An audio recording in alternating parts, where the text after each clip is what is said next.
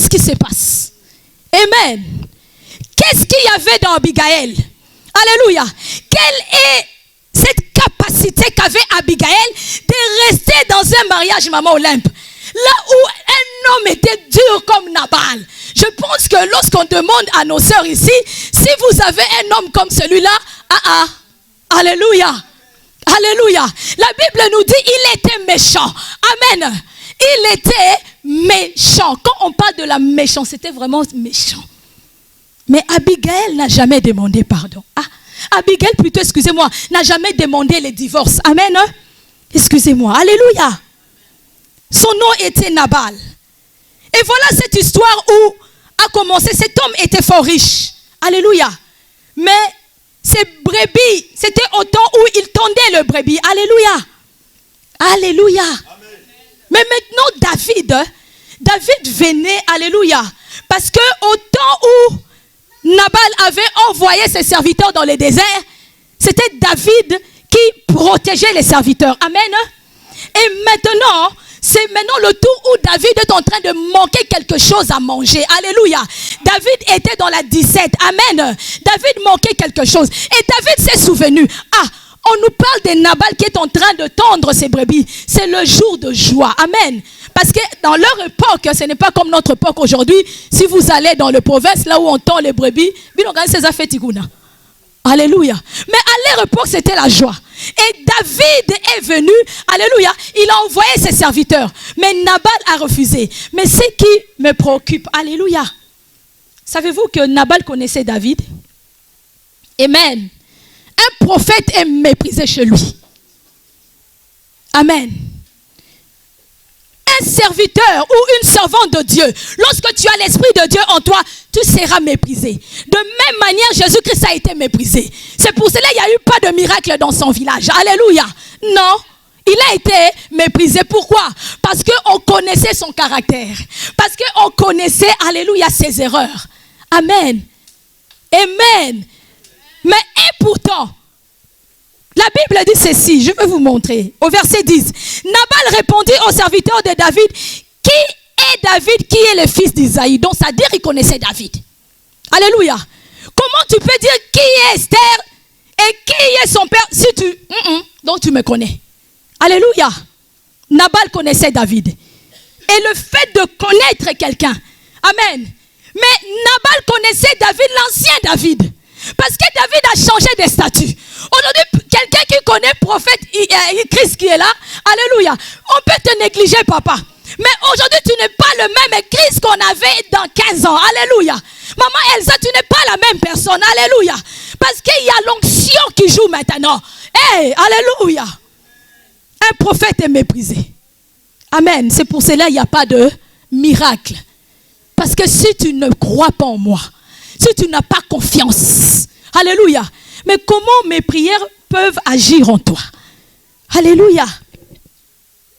Mais ce qui est présent pour nous ici, c'est le fait de parler d'une Shailisha, sa femme. Alléluia. Abigail. Abigail avait les 5 principes. On est venu lui annoncer, amen, lui annoncer une mauvaise nouvelle. Alléluia. Une Shailisha, lorsqu'on annonce une mauvaise nouvelle, elle ne croise pas les bras. Alléluia. Une Shailisha cherche quoi? La solution. Mais pas n'importe comment. Alléluia. La Bible nous dit que cette femme c'était une femme qui avait quoi? De bon sens. C'était une femme de prière. Parce que tu ne peux pas avoir cette sagesse de cette femme si tu n'as pas le Saint-Esprit en toi. Alléluia. Parce que si Abigail avait la sagesse du monde, non, il n'allait pas rester avec cet homme-là. Alléluia. C'est la force de Dieu qui a maintenu Abigail. Alléluia. C'est la présence de Dieu. Alléluia. C'est sa vie de sanctification. Amen. Une Shailisha, c'est une femme qui a pour rempart Christ. Alléluia. Qui a pour force Christ. Alléluia. C'est une femme qui prie. Amen. Écoutez Abigail. On est venu lui annoncer quelque chose.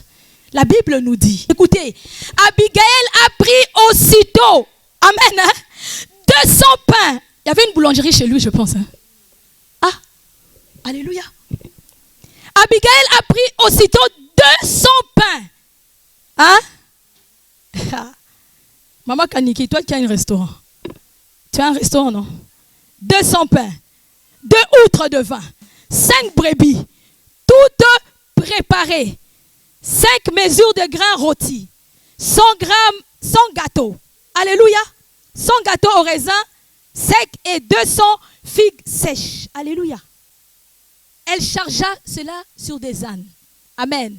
Je me demande comment cette femme put avoir récolté en quelques instants 200 pains. Alléluia. Et tout ce qu'on vient de citer. Amen. Une Shailisha, c'est une personne, c'est une femme. Alléluia. Qui a la sagesse de Dieu. Mais cette sagesse lui montre, alléluia, elle a la charge, alléluia, d'être économe aussi. Une Shailisha ne dissipe pas l'argent d'un coup comme ça. On aime bien se chausser, on aime des sacs de luxe, alléluia. Mais il faut avoir un compte bancaire, les mamans. Alléluia. Il faut avoir un compte bancaire. Parce que moi qui vous parle, je devais être dehors aussi. Alléluia. Si le Saint-Esprit, amen. Maman Rachel sait. Alléluia. Papa Isaac. Alléluia. Maman Olympe aussi. Amen.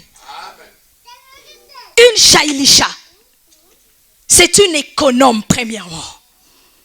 200 pains. Mami Chokimpioka, 200 pains. Est-ce qu'aujourd'hui, s'il y a un problème dans notre couple ou dans nos familles, est-ce qu'on pourra faire sortir 5 000 € dans nos comptes? Shailisha, on peut me répondre. Alléluia. Non, cette femme m'a boosté. 200. Je parle que de 200 pains seulement. Sans parler de vin. Sans parler de ce que vous savez. Alléluia. Ce soir, je parle d'une Shailisha économe. Ce soir, je parle d'une Shailisha économe. Alléluia. Si tu ne me pries pas, comment est-ce que le Saint-Esprit va te donner cette sagesse? De mettre ne fût-ce que 50 €. Écoutez, je ne vous demande pas beaucoup. Ne fût-ce que 50 €. Alléluia. Économe, où es-tu? Alléluia. Écoutez, lorsque vous avez... Shailisha, c'est une femme qui prie. Shailisha, c'est une femme qui se consacre à Dieu. Nous avons plusieurs tâches. Parce qu'au commencement, alléluia, écoutez, ce soir, Dieu veut ressusciter la vie de la responsabilité. Un esprit responsable ce soir, alléluia. Parce que c'était ça au commencement. Au commencement, Dieu a dit, nous devons être responsables. Tu dois garder et protéger les jardins. Alléluia. Une armée doit protéger, n'est-ce pas? Une armée doit garder, n'est-ce pas? Alléluia. Mais tu gardes comment? Hey, maman, vous êtes là? Ce soir, Dieu veut nous retourner à Éden. L'esprit de la responsabilité. Alléluia. Il n'y a pas que la maison, il n'y a pas que le mari, mais surtout l'économie. Et surtout, Dieu. Si Dieu est présent dans ta vie. Parce que Abigail avait un homme méchant. Abigail avait un homme qui avait des paroles dures. Alléluia. Mais cette femme n'a jamais demandé divorce. Ah. Alléluia. Qui peut rester dans un mariage où l'homme l'insulte? Alléluia. Mais cette femme a sauvé son mari. 1 Corinthiens 7, verset 16. Qu'est-ce que c'est une femme? C'est ça la définition du mariage. Alléluia. C'est ça la définition du contrat avec Christ. Toi qui es femme de Christ, toi qui es Shailisha, alléluia, tu as signé un contrat de mariage. Qu'est-ce que tu femme si tu sauveras ton mari? Et qu'est-ce que tu mari si tu sauveras ta femme? C'est ça notre responsabilité. Alléluia.